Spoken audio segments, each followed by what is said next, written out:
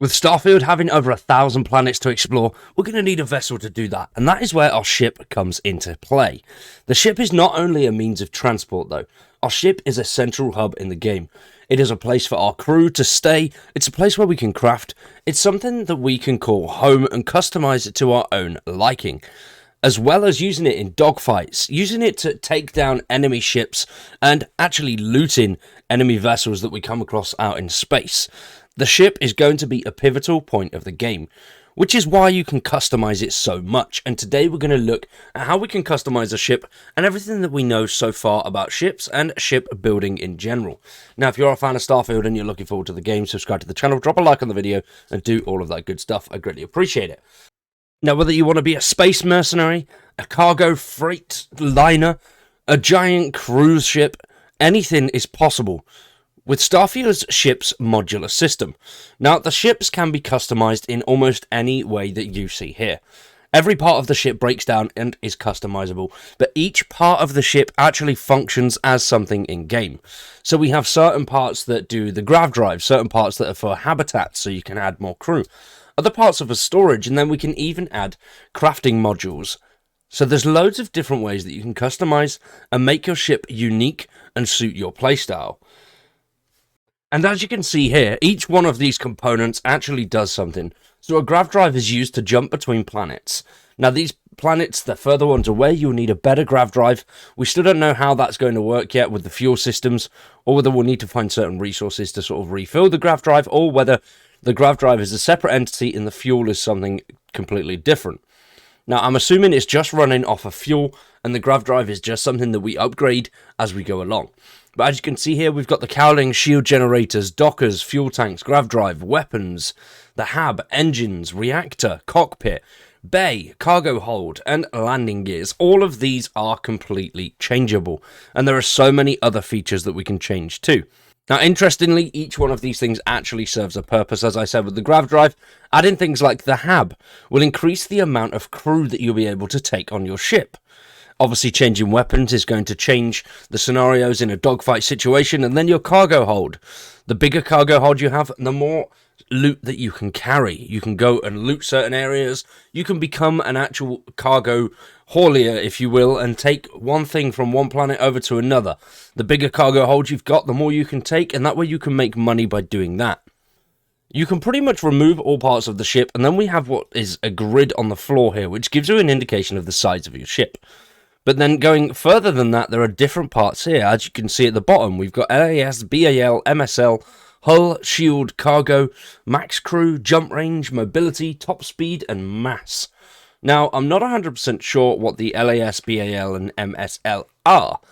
I'm assuming that could potentially be something to do with weapons. And then as you can see in the top left, we actually have our power supply. Now, this power supply is actually really cool, because the way that the power supply works is you can actually direct power to certain systems on your ship. Rather than just having one flat power source, this power source allows you to move things around to prioritize what you're doing. So you can move things to the engine to go a little bit faster, you can move things to the grav drive to actually get to further away locations quicker. And then alongside that, you can actually move things over to your shield and then your weapons. And that way, that will upgrade those weapons, make them a little bit more powerful, and make your shield a little bit better, but at the cost of speed. Either way, there's different playstyles and ways that you can actually go about using your ship. And then here is the actual ship builder itself. So this just looks interesting. I absolutely love the way that this looks and how it's going to feel nice to just be able to build a ship and play around with it. And it's completely customizable all the way down to all these separate colours. But it's not just the exterior. You can change everything on the internal of your ship too, and some modules even have special bonuses, like this one here is a weapon module for your ship, the one before was a crafting module, and then inside you can detail your ship almost exactly how you want to suit you, your playstyle, and your actual individual taste. But alongside looking cool, your ship actually has to be functional too.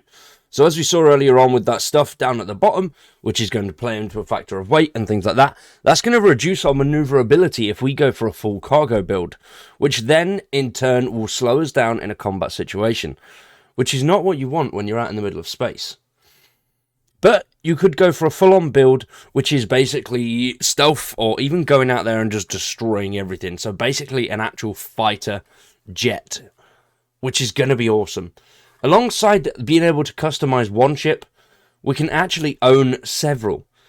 Now, there's not been said yet whether we'll be able to customize each individual ship and then swap and choose depending on what we're doing yet.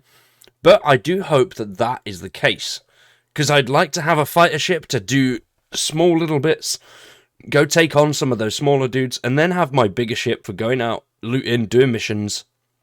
But we'll see. And when it comes to acquiring these ships, there are several ways that we can do it. We can go out and buy one from a shipyard, we can earn them through certain things, or we could just go out and take them.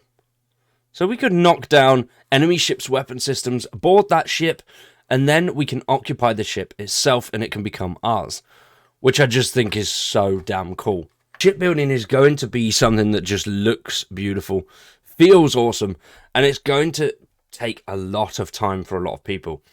I know myself, I'm going to sink hours upon hours upon hours into this ship building mechanics.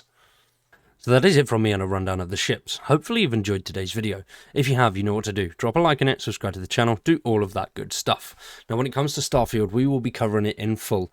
I've pre-ordered it, so hopefully we'll get those 5 days early access, and we're going to go fully in on the game. We're going to have guides, gameplay, everything that you will possibly need to know about Starfield. You'll be able to find it here on Wyatt Gaming. I'm very excited about this game. I'm going to make it a main feature on the channel, so it'll be one of the main games I cover. Recently, I've been doing lots of different games, and I am enjoying it, but I'd like to get into one game and sort of specialize around one game and focus a little bit more on that over other elements. There will still be extras on the channel, but for Starfield itself, we're going to go all in and focus very heavily on it. So we'll have at least one, maybe even 2 videos a week going all the way up this the next few weeks, and then potentially we'll jump up and have maybe 3 or 4 a week towards the end of July. So we're pretty much all in and focused on the game. Very excited for this one. Let me know what you think down in the comments. For now though, I've been Wyatt. You guys have been awesome. Thank you for watching, and we'll see you very soon with some more Starfield.